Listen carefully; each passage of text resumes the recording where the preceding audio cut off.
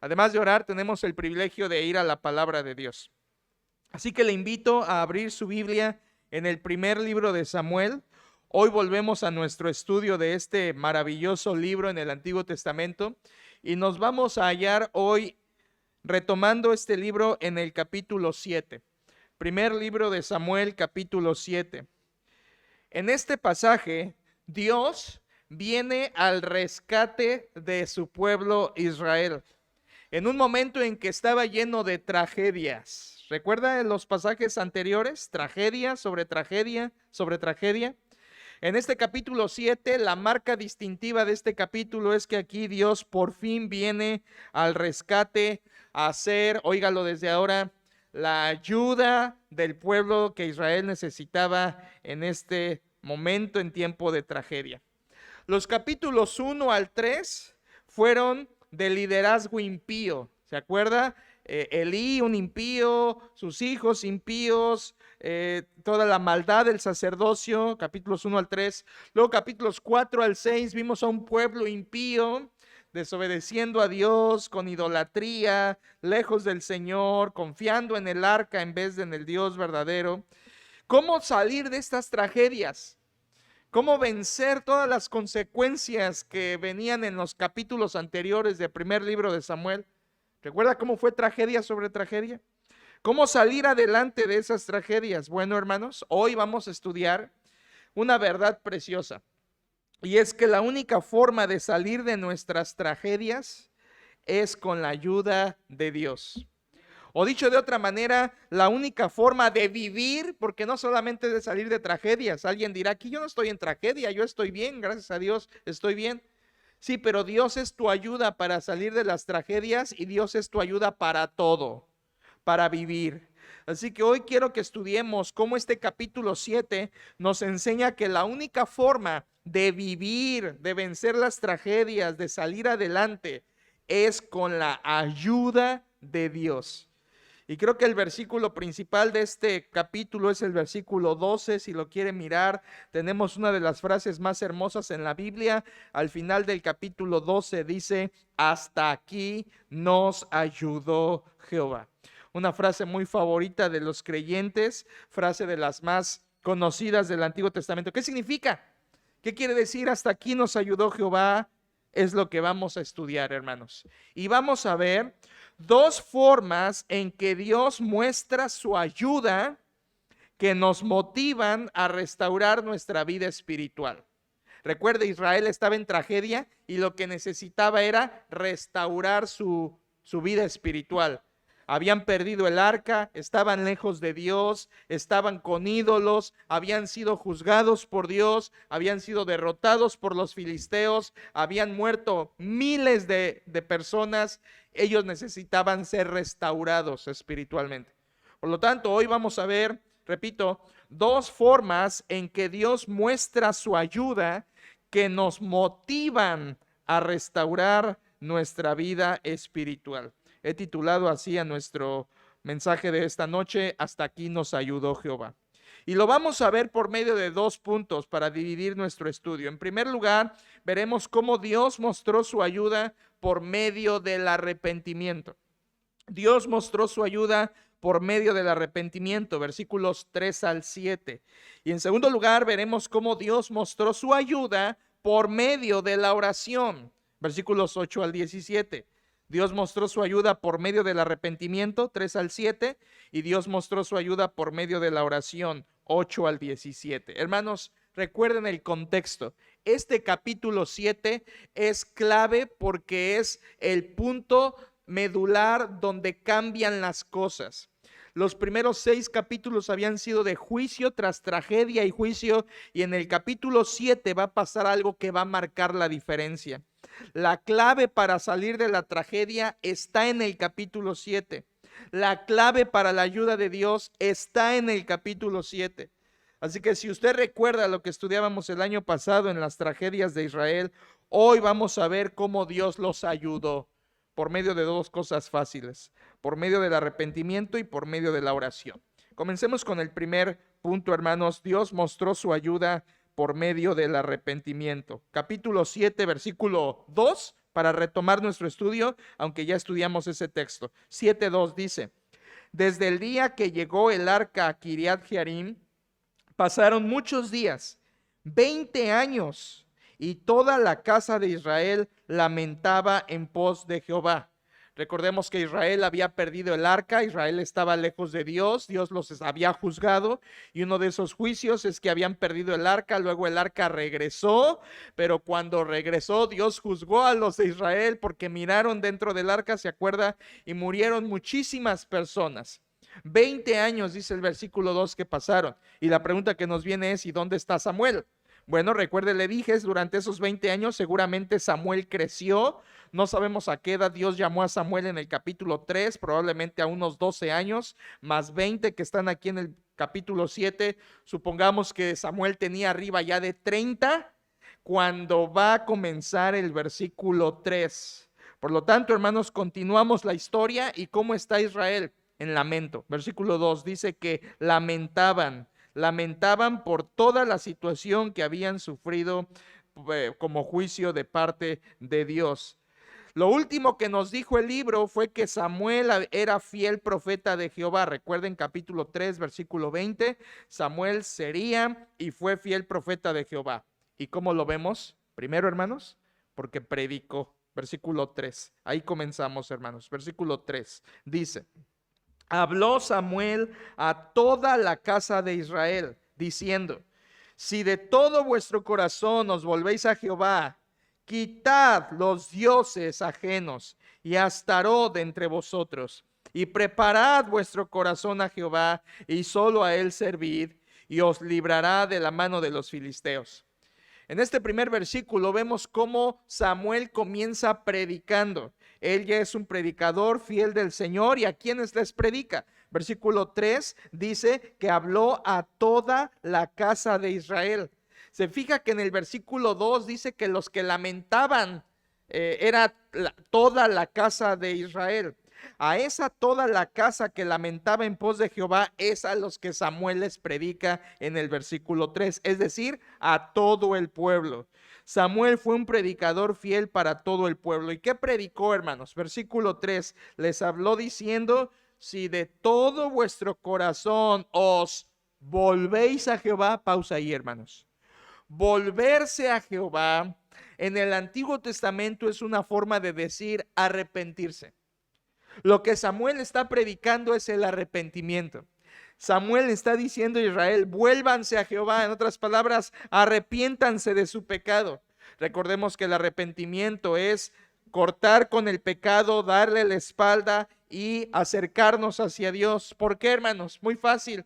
Porque el pecado fue alejarnos de Dios.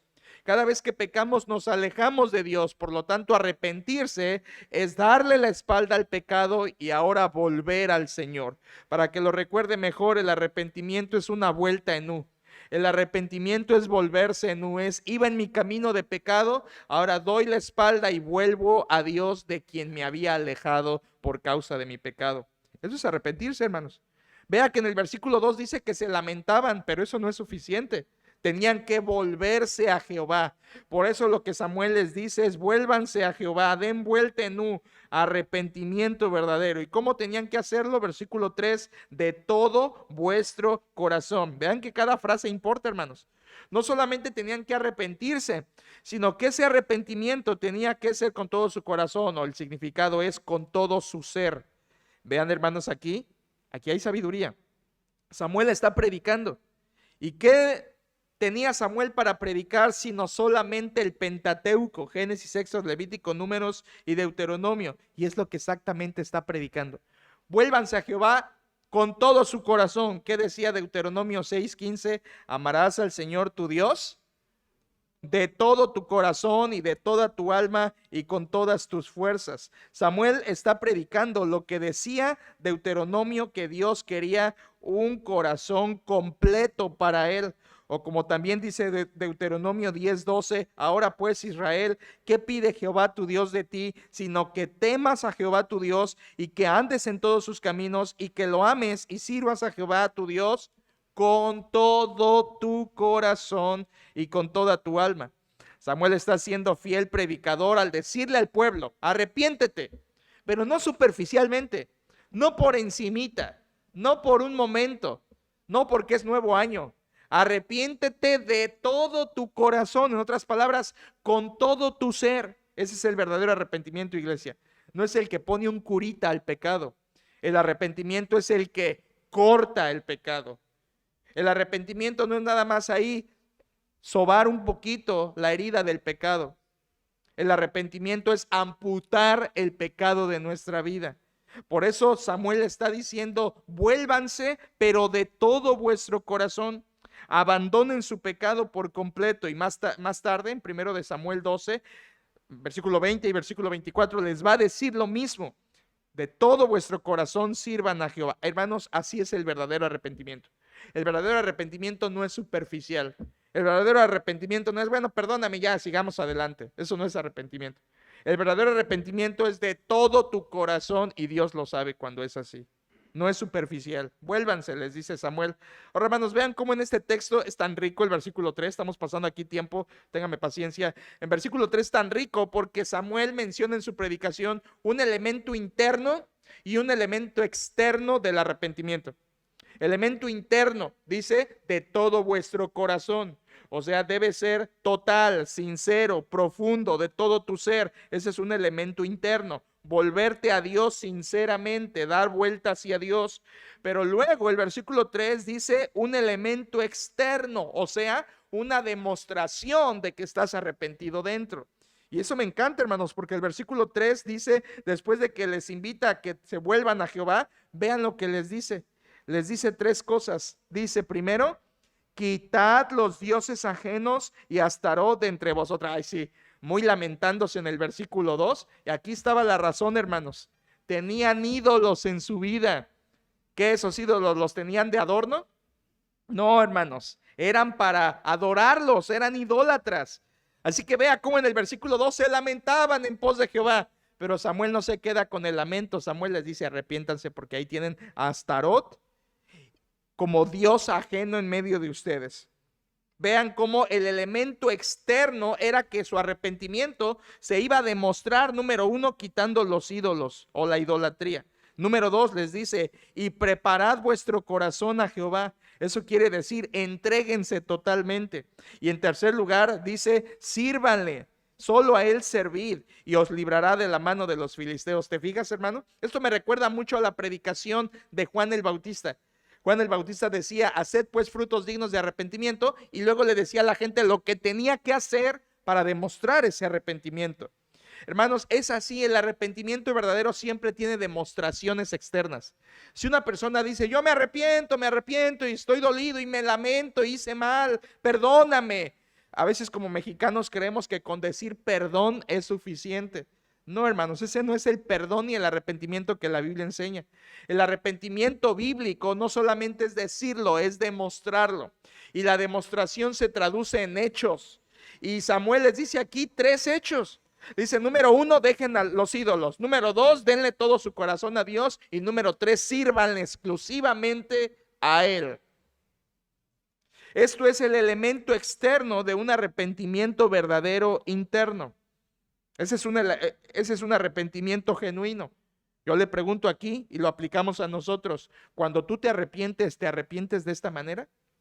No pienses ahorita en tu esposo, en tu esposa, en tu familia, en tu hermano, en tu hermana. Cuando tú te arrepientes así, de todo tu corazón, y lo demuestras en hechos externos que respaldan que tienes un corazón arrepentido para con Dios. En otras palabras, ¿hay evidencias de que te arrepientes cuando pecas? ¿Hay evidencias de que te arrepientes cuando fallas a Dios o a las personas? ¿Hay evidencias de eso? Hermanos, qué fiel era Samuel para predicar la verdad de Dios. Porque así como Samuel, y luego los profetas, y luego Juan el Bautista, y luego Jesucristo, y luego Pablo, y luego nosotros, tenemos el mismo mensaje: arrepentíos porque el reino de los cielos se ha acercado. Vean, hermanos, cómo el mensaje, la invitación más elevada de la Biblia al hombre es arrepiéntete. La invitación más alta de Dios al hombre no es ven que te amo con todas mis fuerzas. No, hermanos. La invitación de toda la Biblia de Dios al hombre es arrepiéntete. arrepiéntete de tu pecado y entonces yo te puedo perdonar. Aquí Samuel, como fiel profeta, sacerdote y juez, porque Samuel era estas tres cosas, está invitando a Israel a hacer esto. Y miren, hermanos, Dios da una promesa por medio de él. Versículo 3 al final, si hacen todo eso, se arrepienten, dice el versículo 3 al final, os librará de la mano de los filisteos. Era lo que más anhelaba Israel. Y les dice Samuel, ¿sabes cómo conseguir la victoria? La victoria la da Dios cuando tú te arrepientes. Esa es la promesa. ¿Y saben qué? Samuel está siendo fiel otra vez, porque Levítico 26, 6 al 8, Levítico 26, 6 al 8, decía, Dios ya había dicho antes que cuando alguien dejara la idolatría y se volviera a Jehová de todo su corazón, Él les daría victoria. Ya estaba dicho. Por eso Samuel no está predicando nada nuevo. Samuel está predicando lo que Dios ya había dicho en el Pentateuco. Ahí vemos que él era un fiel profeta de Jehová. Hermanos, Israel está lamentándose, versículo 2. Y en vez de que Samuel les diga, échenle ganas, Israel, no pasa nada. Tú nada más consuélate y sigue adelante. Esa no es la manera, hermanos. Échale muchas ganas para seguir. Esa no es la manera. Samuel les dice, arrepiéntanse. Arrepiéntanse porque la mano de Dios les puede dar victoria. Nuestras tragedias y derrotas se deben a nuestro propio pecado, hermanos. Y esa es una verdad muy importante en este capítulo. Israel había sido derrotado en el capítulo 4 2 veces. Y luego en el capítulo 6 anterior, Dios mató a miles. ¿Por qué? ¿Porque Dios no los amaba? ¿Por qué dejó Dios que los destruyera Filistea 2 veces con gran mortandad? ¿Por qué, hermanos? Por el pecado. En otras palabras, lo que trae las tragedias a nuestras vidas son nuestro propio pecado, hermanos. Es por nuestra causa que vienen las derrotas. No es culpa de Dios, no es culpa de la gente. Si vienen derrotas a nuestra vida, es por nuestra propia maldad y nuestro pecado. Por eso Samuel les ofrece la cura. Arrepiéntete, arrepiéntete. Y aquí viene la respuesta del pueblo, hermanos.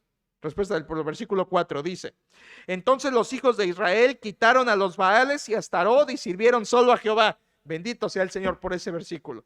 Por fin vemos luz verdadera en Israel. En 6 capítulos, por fin vemos luz verdadera. Dice el versículo 7 que ellos se volvieron a Jehová. Versículo 4, perdón. Dice que ellos se quitaron los Baales, quitaron a Astarot, que eran 2 de los ídolos cananeos más famosos, y sirvieron solo a Jehová. Esto es conversión total. Es como dice 1 Tesalonicenses 1:9, de que esta iglesia en Tesalónica se convirtieron al Dios vivo y verdadero, dejaron los ídolos y se convirtieron. Aquí tenemos un genuino arrepentimiento, pero faltan más elementos. Pero vamos bien, aquí Israel ya se le predicó e Israel de inmediato deja ídolos. Este es verdadero arrepentimiento, hermanos. Y vamos a ver cómo se desenvuelven los demás elementos de este arrepentimiento. Versículo 5, Samuel los convoca, véalo por favor. Versículo 5 dice: y Samuel dijo: reunid a todo Israel en Mizpa y yo oraré por vosotros a Jehová. Samuel los convoca en Mizpa. Mizpa estaba a unos 12 kilómetros al noroeste, o sea, arriba a la izquierda. Y Samuel hace la labor de intercesión. Dice: reúnanse, versículo 5, y yo oraré por ustedes. Eso se llama intercesión. Intercesión. Hizo algo similar Moisés en Números 21:7, cuando vienen todos sufriendo por las serpientes ardientes que estaban mordiendo y corren a Moisés y le dicen: ora a Jehová por nosotros. Esa es la intercesión de Moisés, paralela aquí a la de Samuel en 1 de Samuel 7. Aquí, hermanos, Samuel dice: yo oraré por ustedes. Ahora piensen en este cuadro. Tenemos a un pueblo arrepentido, tenemos a un obediente que va a interceder por ellos. Pon esta imagen en tu mente, vas a ver por qué. Un pueblo que está arrepintiéndose y un obediente que va a orar e intercediendo por ellos. Este es el cuadro de quién, hermanos. Este es el cuadro de nuestro Señor Jesucristo. El Señor Jesucristo es el intercesor de intercesores. Él es el mediador entre Dios y los hombres. Aquí Samuel solo es una ilustración, un ejemplo de lo que haría Jesucristo verdaderamente por nosotros, intercediendo como Dios por nosotros. Cristo es el intercesor. Y aquí, hermanos, recordamos, por ejemplo, Hebreos 7, 25 al 26, donde la palabra de Dios nos dice que Cristo es nuestro intercesor. El ministerio de Cristo de intercesión es el ministerio más extenso. Piénselo un momento, por favor. ¿Cuánto tiempo Cristo tuvo de ministerio terrenal? Unos 3 años y medio. ¿Cuánto tiempo estuvo en la cruz pagando por nosotros? Unas 6 horas en total. ¿Cuánto tiempo estuvo muerto? 3 días. Y luego, después de algunos más, ascendió al cielo resucitado. Pero lleva más de 2000 años intercediendo por los pecadores. El ministerio más extenso de Cristo no fue ni en la tierra, ni fue muerto, sino ha sido la intercesión por los pecadores que se arrepienten. Jesucristo lleva milenios intercediendo por pecadores como nosotros para llevarlos a Dios, como dice Hebreos 7:25, por lo cual puede también salvar perpetuamente a los que por él se acercan a Dios, viviendo siempre para interceder por ellos. Porque tal sumo sacerdote nos convenía, santo, inocente, sin mancha, apartado de los pecadores y hecho más sublime que los cielos. Ese es el ministerio de nuestro Señor Jesucristo. Él nos lleva al Padre y nos salva perpetuamente, porque puede interceder por nosotros. Cristo, al ser un sacerdote que no muere, puede llevar nuestras necesidades ante Dios y ser nuestro intercesor. Nuestro intercesor. ¿Para qué? ¿Para qué intercede Cristo por nosotros? Número 1, para salvación. Cuando alguien es salvo, es gracias a que Cristo intercede por él, por ese pecador, aplicándole la salvación por medio de su cruz. En segundo lugar, Cristo es intercesor porque nos defiende. La Biblia dice que Satanás va y nos acusa delante de Dios. ¿Y quién nos defiende? Abogado tenemos para con el Padre, a Jesucristo, el justo. Así que Cristo es nuestro intercesor al ser salvos. Cristo es nuestro intercesor al ser acusados. Y luego, hermanos, Cristo es nuestro intercesor, como acabo de leer en Hebreos 7, para salvarnos perpetuamente. O sea, nos preserva salvos o mantiene nuestra salvación firme. Cristo, al interceder por nosotros, hace que nuestra salvación sea eterna, permanente. ¿Qué ejemplo tenemos aquí en Samuel, hermanos? Él dice, yo oraré por ustedes. Pero eso era solamente un ejemplo del gran ejemplo que sería el Señor Jesucristo. Y aquí viene otro elemento del arrepentimiento. Versículo 6, tenemos la confesión del pueblo. Vea qué hermoso. Versículo 6, después de tanta tragedia, es un aliciente leer estos pasajes. Versículo 6 dice, y se reunieron en Mizpa y sacaron agua y la derramaron delante de Jehová y ayunaron aquel día y dijeron allí, vean las palabras del pueblo, contra Jehová hemos pecado. Y juzgó Samuel a los hijos de Israel en Mizpa. ¿Qué significa esto, hermanos? De que se reunieron y sacaron agua. Qué mal, ¿verdad? Que están derramando agua, desperdiciando agua. No, hermanos. Dice adelantito que ellos ayunaron. Es decir, que ellos derramaron agua y dejaron de comer como una manera de ayuno para demostrar que estaban verdaderamente arrepentidos. Recuerde que el ayuno estaba muy vinculado también al arrepentimiento en el Antiguo Testamento. Por lo tanto, ellos están demostrando con la abstención de comida, de agua, que estaban, escuche, humillados delante de Dios. Es como dice el Salmo 38:18, me contristaré por mi pecado. Ellos estaban contristados por su pecado. Bueno, en el versículo 2 dice que ya se lamentaban, pero lamentarse no es suficiente. Versículo 4 dice que dejaron los Baales. Está bien, pero no es suficiente.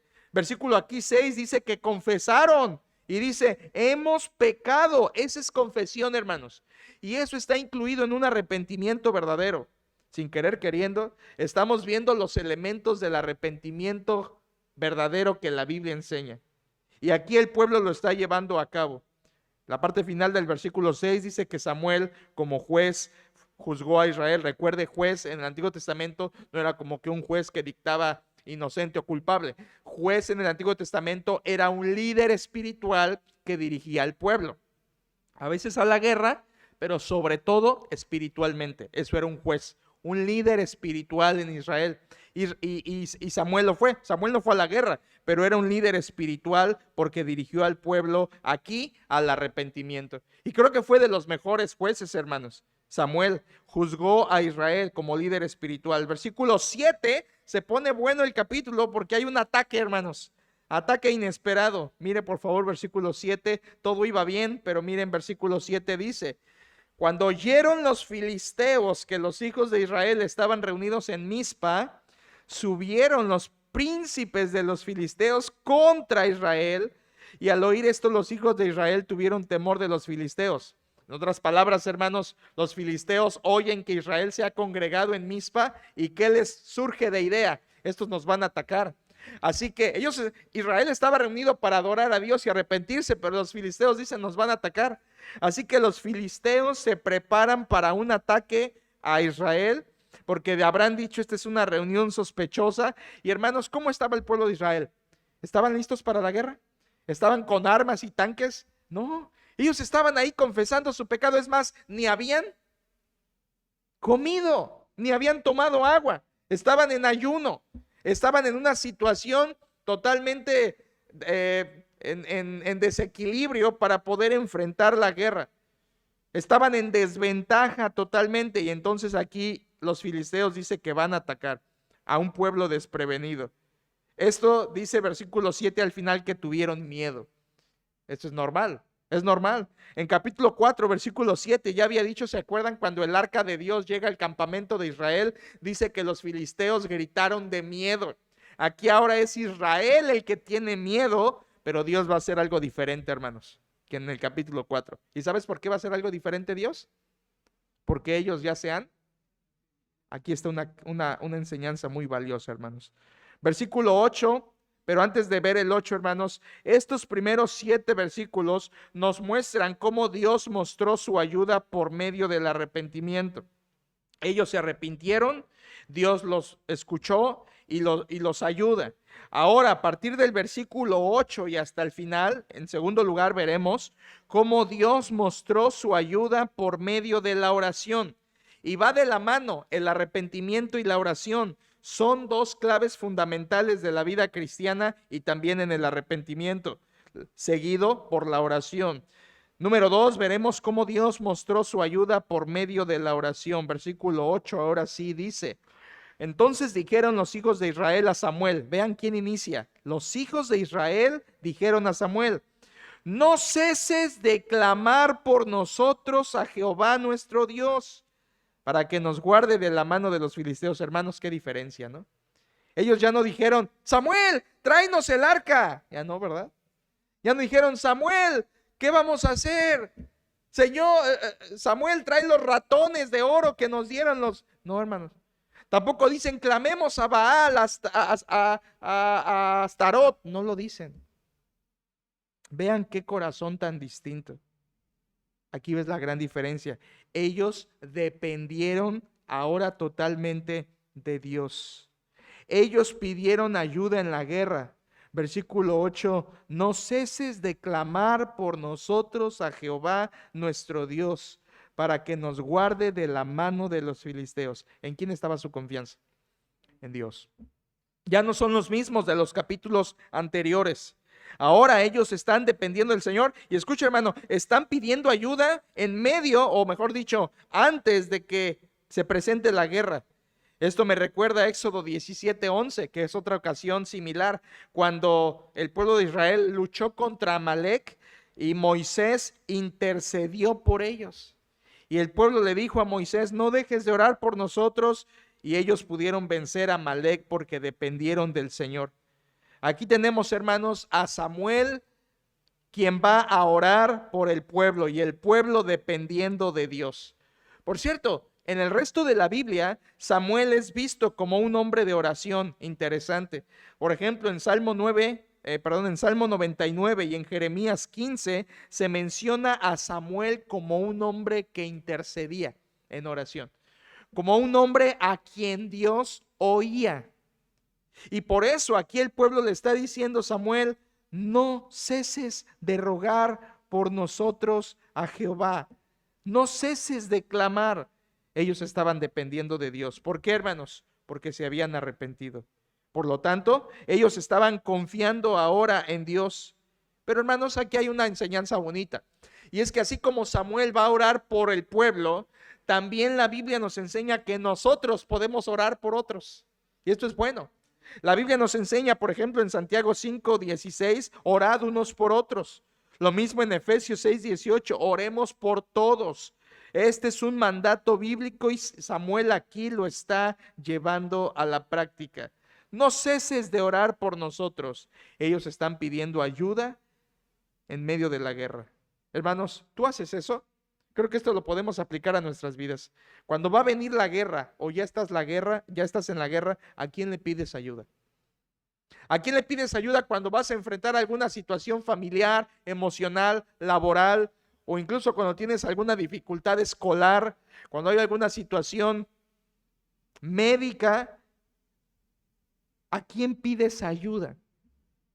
Vas al Facebook a ver qué consejos hay o a ver qué frases famosas te puedes sacar de ahí para calmar tu conciencia de las dificultades que vas a enfrentar, o pones tu ayuda en Dios.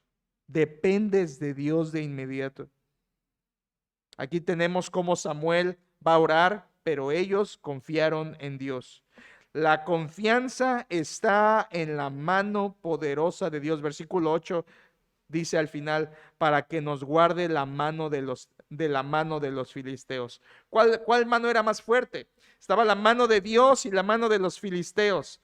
Dios ya había demostrado en el capítulo 5 y 6 que su mano es más poderosa. ¿Te acuerdas? La mano de Dios aplastó a los filisteos en capítulo 5. Juzgó su ídolo y juzgó a los idólatras. Por eso ahora los israelitas entienden y dicen: Señor, líbranos de la mano de los filisteos, porque ellos creían que la mano de Dios era más fuerte. Versículo 9, hay un acto de adoración y dice: y Samuel tomó un cordero de leche y lo sacrificó entero en holocausto a Jehová, y clamó Samuel a Jehová por Israel, y Jehová le oyó.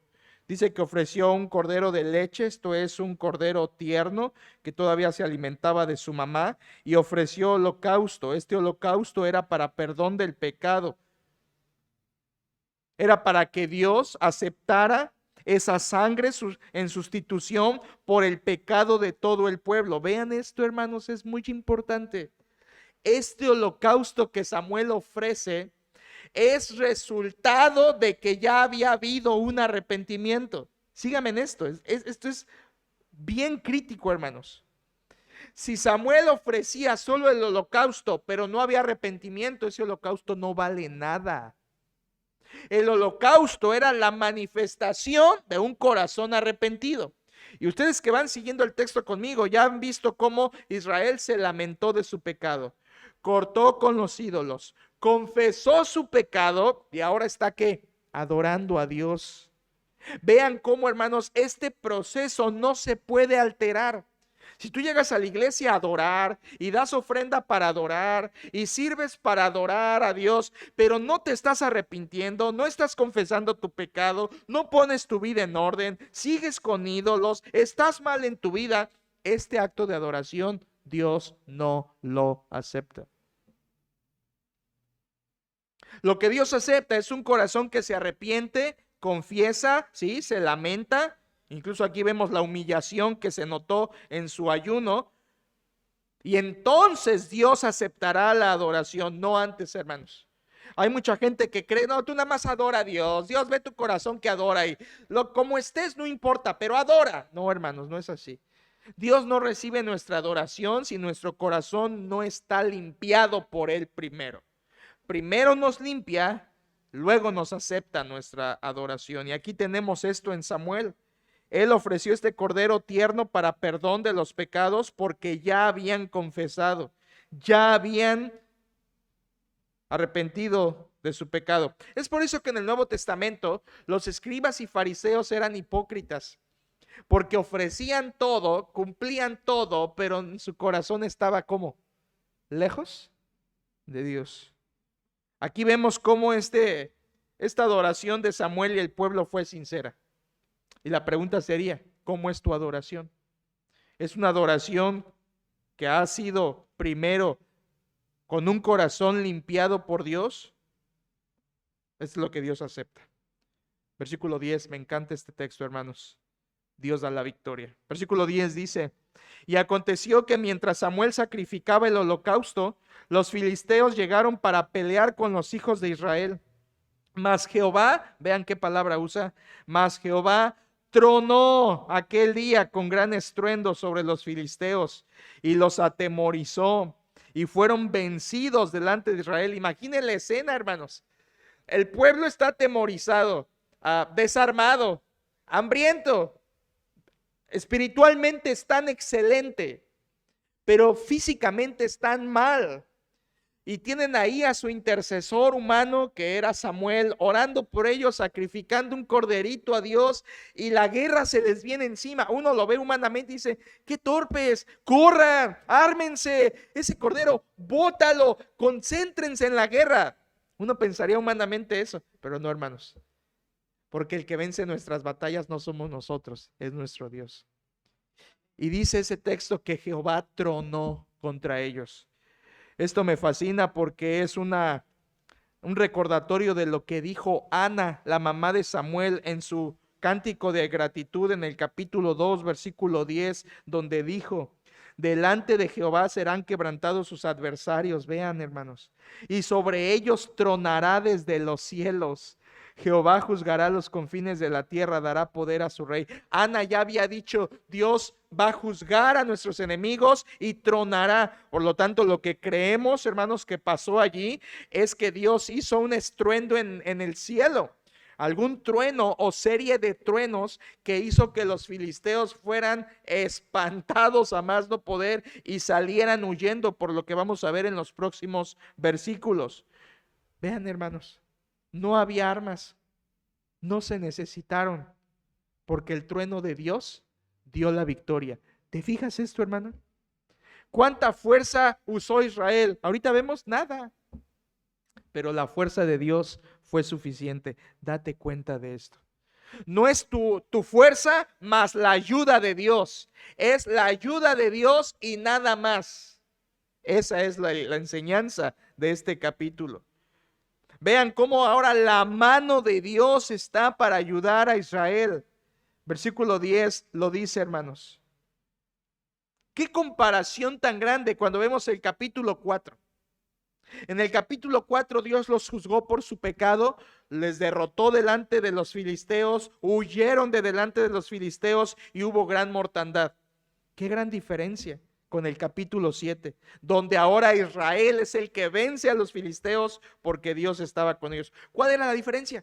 Tú dirás, pues que allá Dios no estaba y ahora Dios sí está. Sí, hermanos, pero esa no era la diferencia real. Dios estaba también allá cuando ellos fueron vencidos. ¿Cuál era la diferencia verdadera? Ahí te va.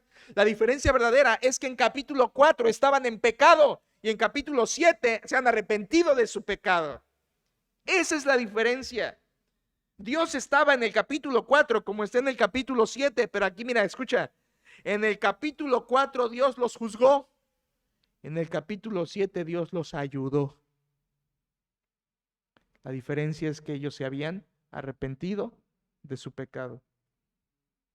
Todas las victorias son gracias a Dios. Todas las derrotas son gracias a nosotros. Piénsalo en tu vida.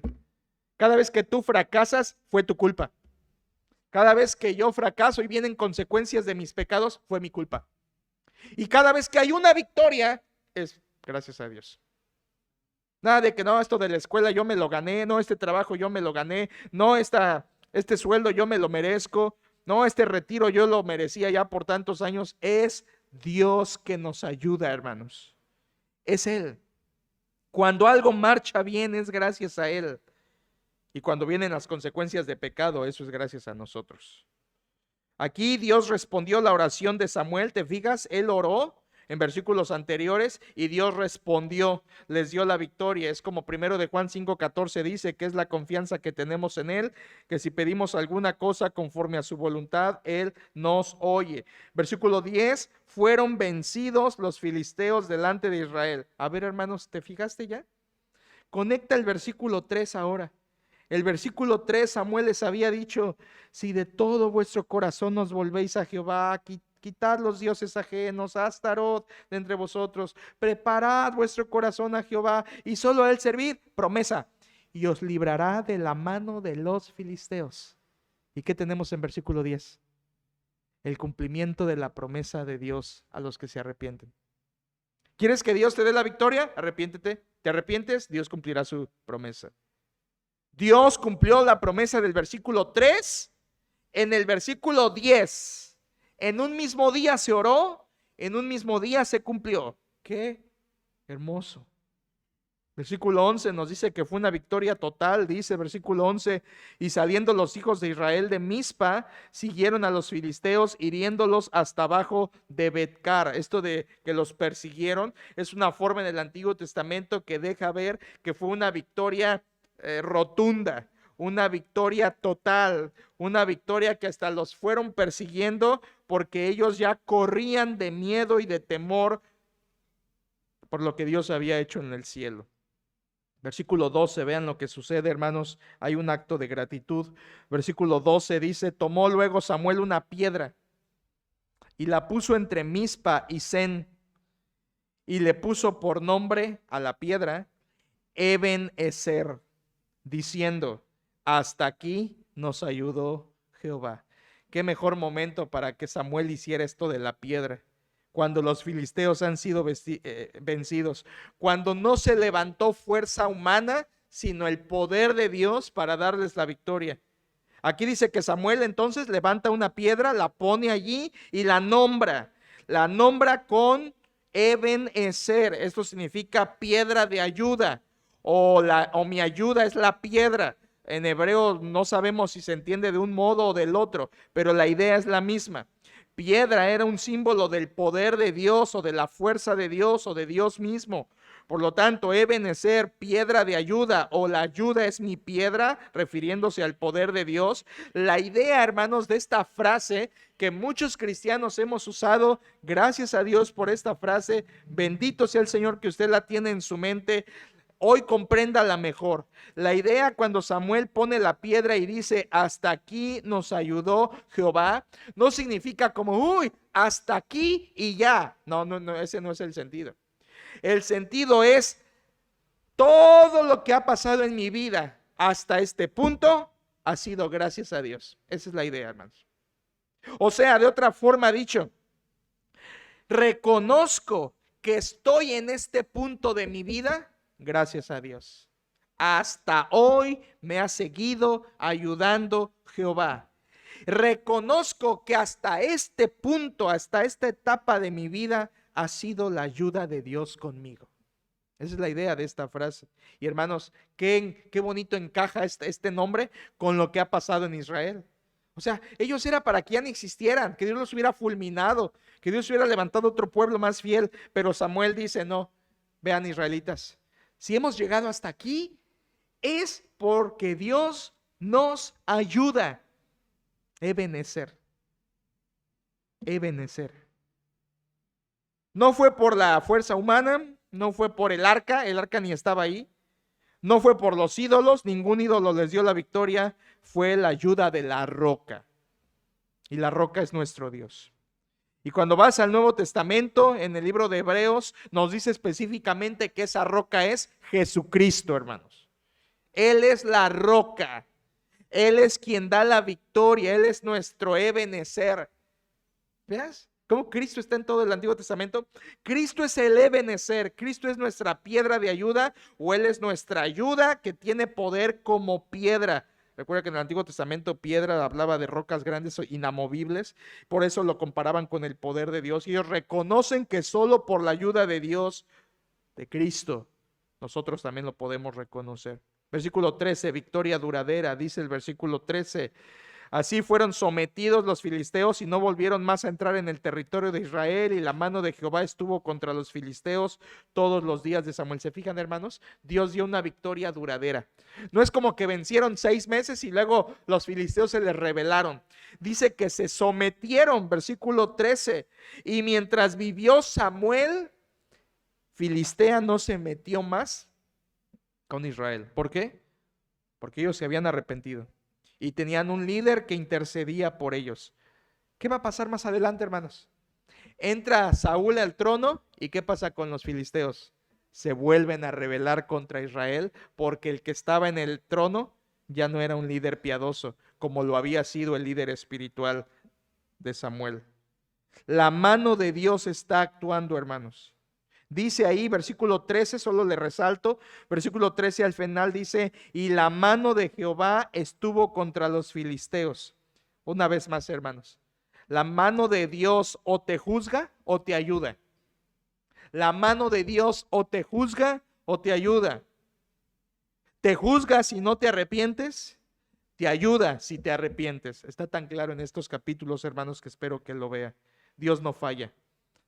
Dios en tu vida también o traerá las consecuencias de tu pecado o te ayudará a salir de tu pecado. Depende si te arrepientes.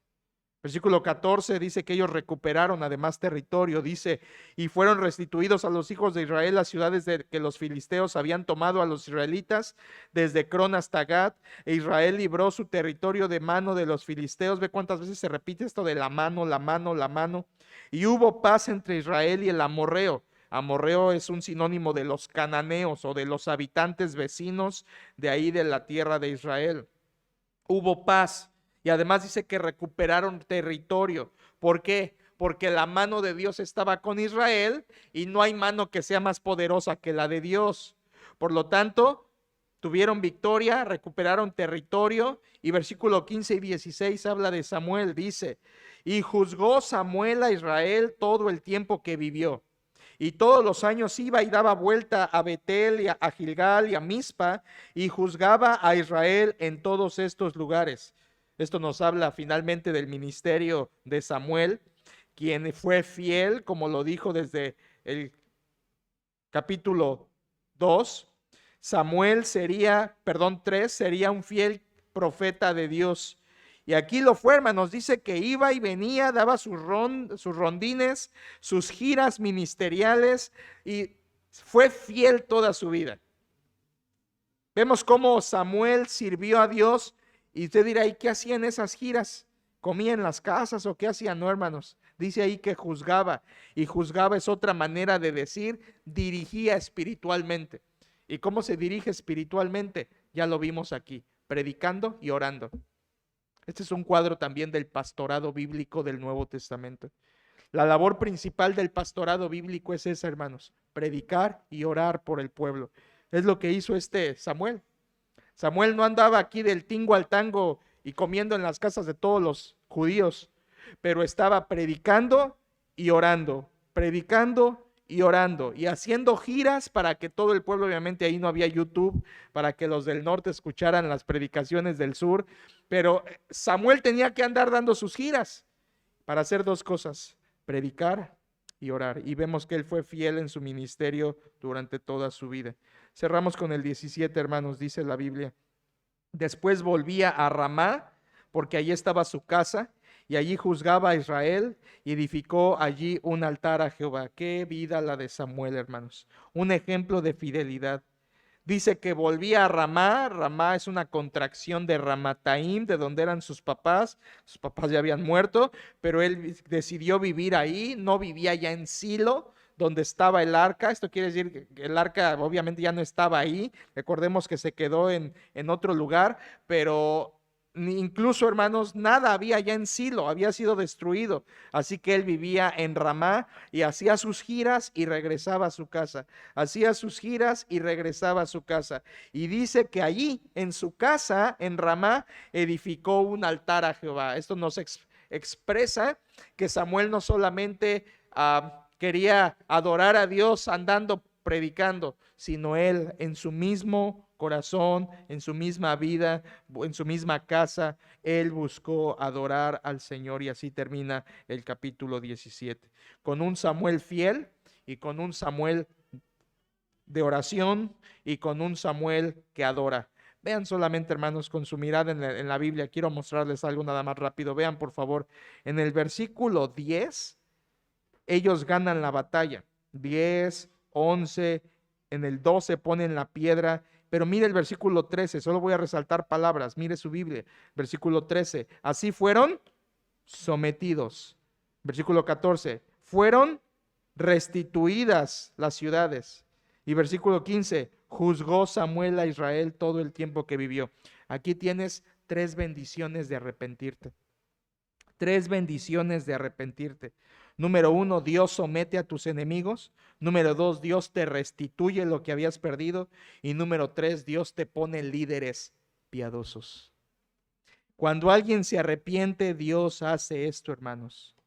Dios te somete a tus enemigos para que tengas victoria. Dios te restituye lo que habías perdido y Dios te da líderes fieles para seguirle sirviendo. Cerramos, hermanos. ¿Por qué razones hemos llegado hasta este punto de nuestras vidas?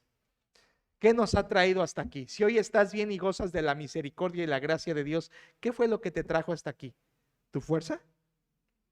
¿La suerte?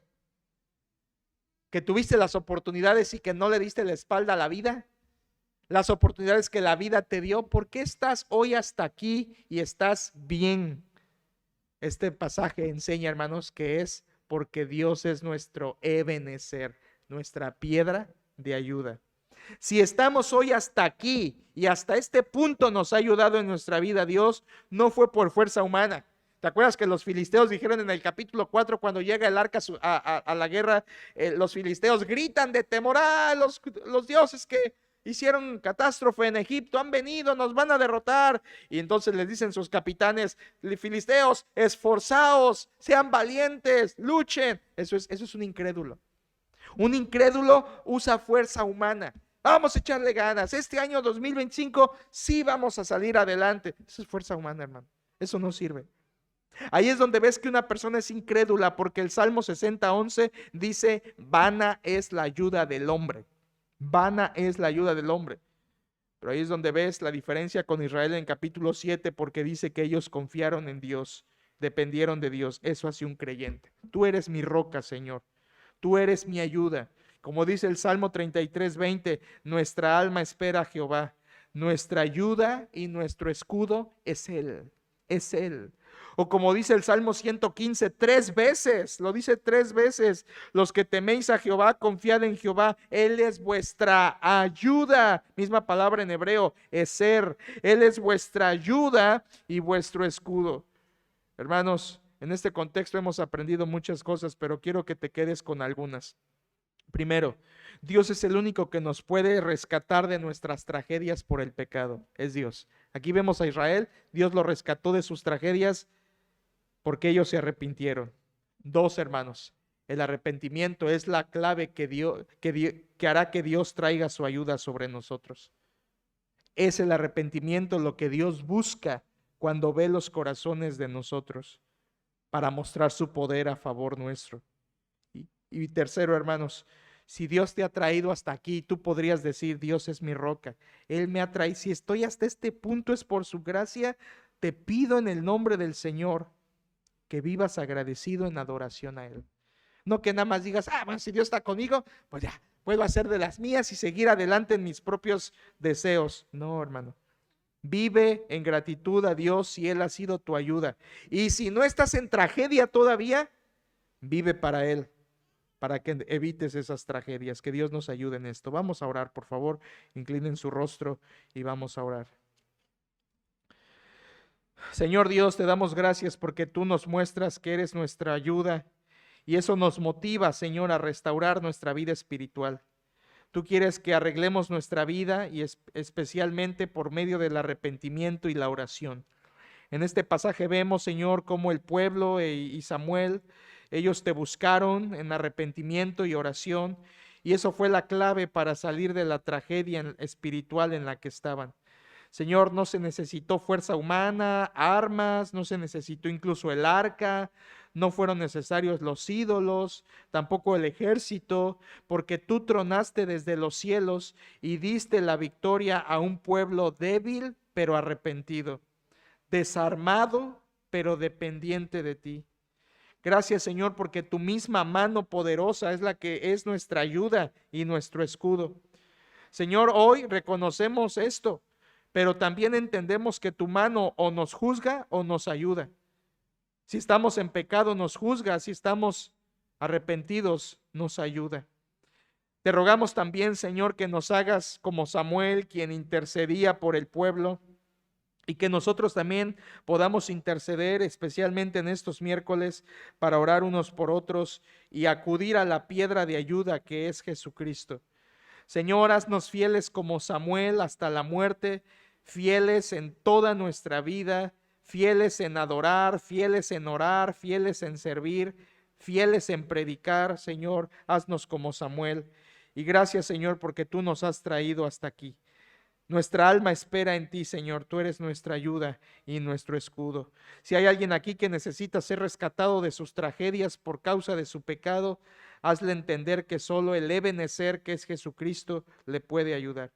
Que no es astucia, no es dinero, no es un cuerpo mejor torneado, ni es un trabajo mejor pagado, ni es un cambio de vida, ni de look, sino es Jesucristo en su vida, limpiándole de su pecado, lo único que le puede rescatar de sus tragedias. Señor, y aquellos que no estamos en tragedia, ayúdanos a vivir agradecidos, porque esto es gracias a ti solamente. Te alabamos, Señor, por todo esto y te honramos, dándote gracias por tu palabra. En el nombre de tu Hijo Jesucristo. Amén.